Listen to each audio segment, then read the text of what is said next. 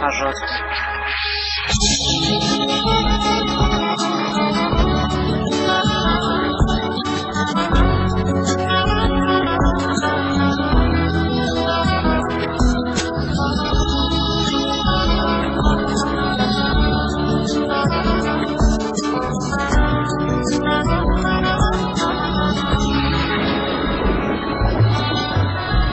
قسمت نشد ببینم خدا نگهداری کنم، فرصت نشد بمونم و از تو نگهداری کنم. گفتم اگه ببینم بکندنم سخته برام، اگه یه وقت بگی نرو رفتن خداست درده برام.